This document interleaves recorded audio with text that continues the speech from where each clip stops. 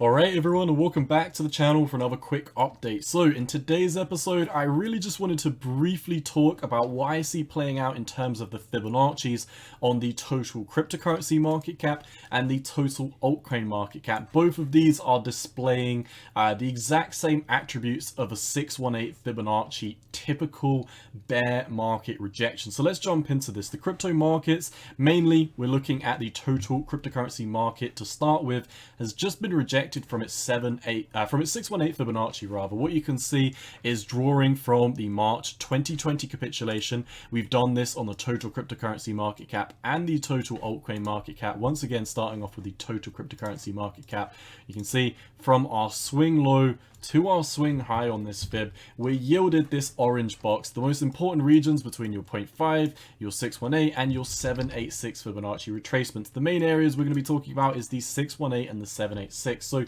you can see, really since the pandemic scare, we've obviously been in a massive move to the upside on the total cryptocurrency market cap and the altcoin market cap. However, in the past year or so, we've obviously snapped into a bear market. It's absolutely undeniable. And what you can see is this is the most important Fibonacci level. And while this wouldn't have necessarily been mapped out to this exact region, while we weren't finding our top around here, what you can see is within this move, we returned to the 618, we came back down, we returned to the 0.5, we came back down, we lollygagged for literally a month on the 618 Fibonacci before rocketing to the next fib to the downside of the 618, which is obviously your 786 Fibonacci. Since the retest of the 786 Fibonacci, we moved up very strongly, very quickly in about 2 months up to the 618 Fibonacci. Now, if you know basic Fibonacci TA, you know how it is. If you're above the 618 Fibonacci, you're bullish. If you're below the 618 Fibonacci,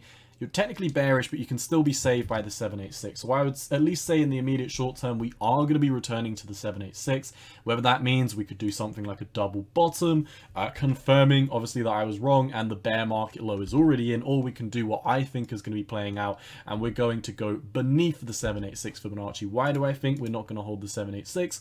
Well, because whether you look at the total or whether you look at the total 2, you never hold your 786 Fibonacci in bear markets, even if you can see, you know, technically speaking, the bear market in the altcoin market was the exact same region as the bear market for the 2018 bear. Now, if we go back to the total one, you can see technically we can draw this back to the 2018 bear market low, and you've got some slightly different price targets, but what you notice is on a log scale, these really don't disqualify, or, you know, they're not in a disagreement with what I just talked about, because we've just redrawn this and you can still see we've gone down to the 786 and we've gone up to the 618. So not cherry picking the data, I've just got it drawn from here, but what you can see is if we do zoom out, every single bear market, no matter what you're looking at, whether you're looking at the total cryptocurrency market cap or you're looking at the altcoin market cap, you can see here, this is the total crypto market cap, below 163 billion. We capitulated beneath the 786 and went down to 92.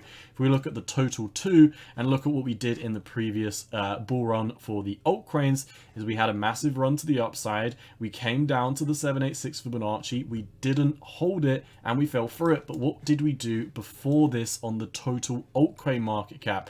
We had a massive bull run, we went down to your 786, we got very over exuberant and visited the 0.5 Fibonacci before breaking back down to new lows. And that is exactly what we're doing now, except we're showing even more weakness in this market cycle, because if this was the previous market cycle, we'd still be moving up. In fact, we wouldn't still be moving up. We would have already been at the 0.5 Fibonacci weeks ago, and we would have already started to come back down. So this just shows that the total cryptocurrency market cap and the total altcoin market, they're both extremely bearish right now. Once again, if you understand basic Fibonacci's, you should know if you break beneath the 618 Fibonacci, close a candle body, depending on what time frame you're on. We're obviously looking at this on the weekly, so a weekly candle body close beneath your 618 should be saying, hey, you're bearish.